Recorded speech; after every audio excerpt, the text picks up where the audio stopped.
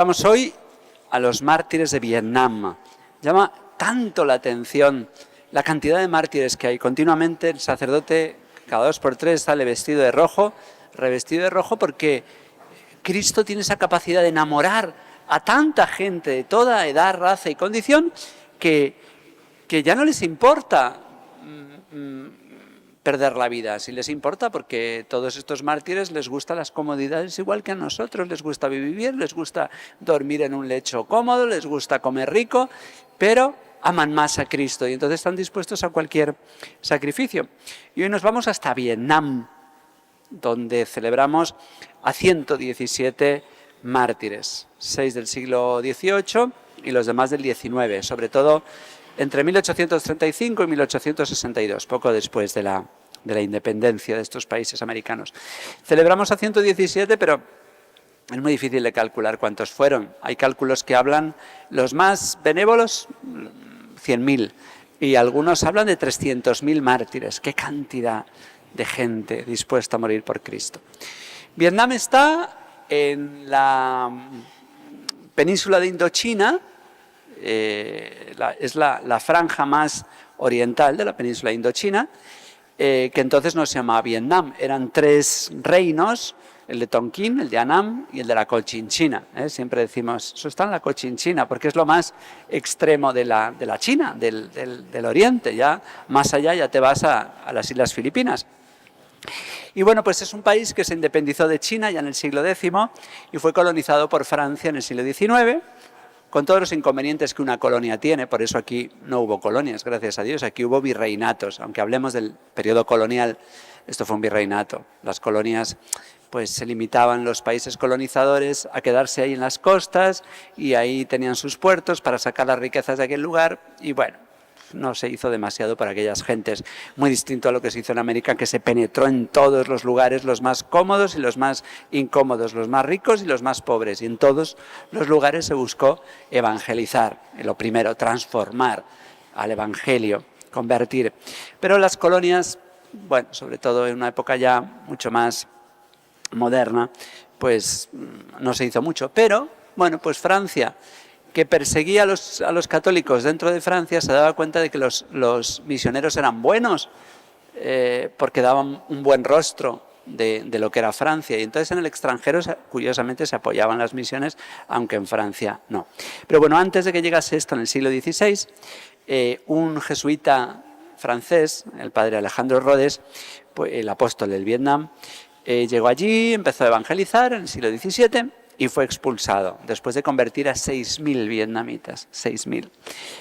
Y bueno, pues en los años siguientes la situación de los cristianos fue fluctuante. Había breves periodos de paz, pero en todo este tiempo han sido canonizados, en 3 ceremonias distintas fueron beatificados, y Juan Pablo II en 1988 canonizó juntos a 117. 8 obispos, 50 sacerdotes y 59 laicos, entre los cuales había un seminarista, padres de familia, una única mujer, porque estaba prohibido martirizar a las mujeres, pero hay una madre que fue martirizada, 16 catequistas, 6 militares, que fueron capaces de desobedecer a las leyes con tal de obedecer a Cristo, 4 médicos, un sastre, campesinos, pescadores, jefes de comunidades cristianas. De todos estos, la mayoría eran vietnamitas, 96 chinitos, 96 vietnamitas, pero había 11 españoles de la Orden de Predicadores Dominicos y 10 franceses, misioneros de la Sociedad de las Misiones Extranjeras de París. La mayoría fueron decapitados, 75, pero antes de eso muchos fueron torturados, unos suplicios enormes, se les pedía a todos que pisasen la cruz. Mira qué fácil es pisar la cruz y luego confesarse. Ahora les decía a los niños que estaban ahí detrás, oye, ¿se van a confesar? Sí. ¿Y de qué se van a confesar? De que no han ido a misa, ¿verdad? El domingo. Me decían, sí. ¿Pero tienes intención de volver a misa el domingo? Porque claro, si yo me confieso y me siento en la banca para poder comulgar hoy y no tengo intención de ir el domingo a misa, estoy ofendiendo al Señor. La confesión es una cosa muy seria. Hace falta propósito de la enmienda. Pues estos podían haber dicho, bueno, piso la cruz y luego me confieso y así salvo la vida. No, si yo el domingo escupo a Jesús porque no voy a misa, aunque es verdad que muchos de esos niños no tienen la culpa, la tienen sus padres, pues si yo escupo a Jesús, tengo que hacer el propósito de no volver a escupirle, porque si no, ¿de qué sirve estar confesándome de algo que tengo intención de cambiar? Otra cosa es que luego no lo logre ya, pero al menos hay propósito, ¿eh? Bueno, pues estos hombres sufrieron destierros, cárceles, tormentos, suplicios. Algunos les empezaron a cortar primero las plantas de los pies, luego el pie, luego poco a poco iban subiendo hasta que los dejaban sin piernas. Lo mismo hacían con las manos, y algunos antes del martirio eran meros tronquitos. Terrible, terrible. Bien, cuando se canoniza un grupo grande de mártires, bueno, pues se queda en un grupo grande, entonces no nos toca tanto. Entonces la Iglesia suele seleccionar alguno o algunos para que pongamos rostro a esos mártires. Y el seleccionado en este caso es San Andrés Dung Lac. Este era un muchacho muy pobre, nació en una familia muy pobre, hasta el punto de que sus padres se lo vendieron a un catequista. Hubo un catequista cristiano que lo compró, lo evangelizó, lo bautizó, le puso el nombre de Andrés, Andrés Dung. Lo que pasa es que luego, cuando ya era sacerdote, para esconderse cambió el nombre Lac, y entonces le queda el nombre Andrés Dung Lac. Pues a los 28 años, un catequista, no un seminario, un catequista lo preparó para ser sacerdote, sabiendo que te ordenaba sacerdote no para ser un señor, que todo el mundo te besase la mano y te dijese padrecito. No, esta gente se ordenaba sabiendo que eran los primeros que iban a ser perseguidos, ¿eh? Una cosa es ordenarse para querer crecer, y otra ordenarse para ser perseguido. Y a los 38 años celebra la misa y es arrestado por primera vez. Lo que pasa es que la gente le quería tanto que pagaron la multa para sacarlo de la cárcel, hasta que a la tercera vez dijo: por favor, no me paguen ya la multa, quiero dar la vida por Cristo y no quiero que ustedes se queden pobres. Él estuvo evangelizando muchísimos lugares, y ya a los 44 años estaba en casa de un hermano sacerdote y fue arrestado. Le pidió, ya digo, al obispo que no pagase el rescate, y durante su traslado a prisión los cristianos, sus feligreses, no se crean que se escondían, iban detrás de él llorando, diciendo: nosotros también somos cristianos. Pasa que el gobierno, cuando veía que eran tantos, pues no se atrevía a matarlos a todos, ¿eh? Entonces se le pidió que pisotease la cruz, y él se arrodilló y besó la cruz. Igual su hermano, el otro sacerdote, Pedro, también. Y bueno, pues claro, como eran tan valientes, la sangre de los mártires es semilla de nuevos cristianos, pues es tan importante que perdamos el miedo a la persecución, a la burla, a las multas. Bueno, pues ante la firmeza de tantos, la Iglesia creció tanto que pues se les dejó de perseguir. Se les perseguía, pero ya confiscándole los bienes y dispersándoles, haciendo que no vivieran juntos. Y bueno, pues esto nos enseña, porque hoy vivimos una época en la que estamos obsesionados por agradar al mundo, ¿eh? Los católicos no queremos desagradar a nadie, y como somos los anunciadores del Evangelio, y el Evangelio es una buena noticia, pues queremos dar buenas noticias a todos y decirle a todo el mundo que todo el mundo se va a salvar, que Dios es muy bueno y nadie se va a condenar, que no hace falta cambiar ni esforzarse mucho, ¿eh? Aquí que cada uno se acueste con quien le dé la gana, que Dios es muy bueno y todo es amor. No, eso no es el Evangelio. El Evangelio es una buena noticia, y la buena noticia es la que te da un médico, que te dice: tienes cáncer, pero yo voy a intentar curarte. Lo que pasa es que los médicos no siempre pueden curar. Jesucristo nos dice: tienes un gran cáncer en el alma, es tu pecado. Y eso es una mala noticia. Y los misioneros, los evangelistas, los evangelizadores, lo primero que tenemos que hacer es dar una mala noticia.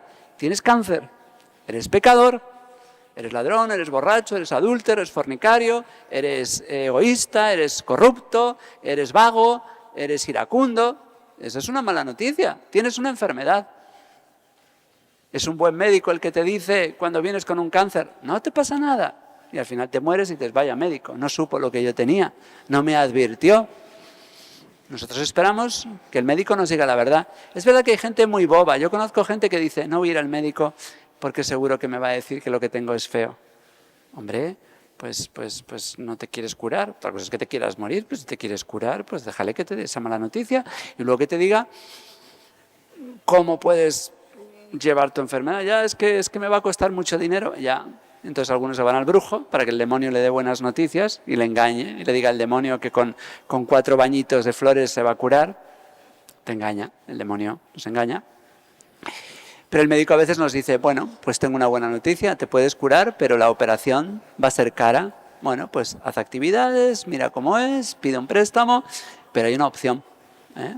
Te da una mala noticia y una buena noticia. Pues Cristo nos dice, yo te voy a salvar, pero además, con toda seguridad, si tú te sometes a una operación quirúrgica, si tú respondes con 2 cosas, tienes que responder con 2 cosas, con fe y obras, creyendo en mí, confiando en mí y convirtiéndote, no solo con fe, ni solo con obras, no, con fe y obras. Cree en mí e intenta cambiar. A lo mejor no lo logras, pero intenta cambiar. Y es muy posible, tarde o temprano, te morirás, el cuerpo morirá, pero el alma no. El alma nunca muere. Lo que pasa es que el alma se puede condenar o se puede salvar. Y esto lo dice Jesús. Jesús está lleno de páginas ásperas. Y uno lee el Evangelio y yo no encuentro por ningún lado eso de que Jesús a todo el mundo le dice que todo está bien, que todo el mundo va a salvar, que todos los... No, Jesús dice, soy el único camino, yo soy el camino, la verdad y la vida, yo soy el pan de vida, yo soy la verdad, yo soy la luz, yo soy la resurrección. El que no coma de este pan no vivirá. Jesús discrimina. Cuando yo vuelva, a la derecha, los corderos, a la izquierda, los cabritos. Llanto, rechinar de dientes. Jesús habla de fuego del infierno. Jesús dice que los que no le consideren rey serán degollados. Jesús nos llama hipócritas. Jesús nos llama sepulcros blanqueados, especialmente a los religiosos. Jesús nos dice que nos tenemos que cambiar, que queda poco tiempo. No sé de dónde ha salido este Jesús bobo que no le importa nada, si vas a misa, si no vas a misa, si rezas, si no rezas. Ese Jesús no existe. Que todo el mundo se va a salvar. No es ese el Evangelio. ¿Quién se ha inventado ese Evangelio? La buena noticia es que tú, que sabes que la vida es muy dura, que estás rodeado de pecado, de los que están a tu alrededor y sobre todo el que más te debería preocupar, el tuyo propio, tienes solución. Cree en Él, confía en su salvación, confía en que Él te va a ayudar a convertirte. Y aunque no logres de una vez cambiar en todo lo que quieres cambiar, poco a poco, con tal de que lo luches, aunque no lo logres, pero tú vas luchando, el Señor te perdonará. A lo mejor tienes que ir al purgatorio, que de eso hablamos poco también, todavía estamos en el mes de noviembre. A lo mejor tienes que purgar en la otra vida lo que no has purgado en esta. Y en esta vida puedes purgar porque hay enfermedades, porque hay persecuciones, porque hay sufrimientos, porque hay contrariedades, porque hace calor, porque hace frío, porque hay dificultades económicas. Todo eso nos sirve para purgar nuestros pecados. Esta vida es dura. No hemos nacido para quedarnos aquí, no hemos nacido para el placer, no hemos nacido para vivir aquí para siempre. Hemos nacido para ir al cielo. Y esta vida solo sirve para preparar el cielo, para convertirnos. No nos podemos convertir si no confiamos en Él. Y la buena noticia es que Dios nos ama y que su amor realmente nos puede transformar y que si le ponemos en el primer lugar, todo lo demás ya es secundario y ya no nos importa tanto sufrir y ya no nos importa tanto las cosas que nos puedan faltar y ya no nos importa tanto el dolor, porque lo primero es el que nos ama, que nos promete el cielo si nos dejamos convertir. Que María Santísima, Madre y colaboradora del Redentor, nos ayude a ser también nosotros corredentores. Que así sea.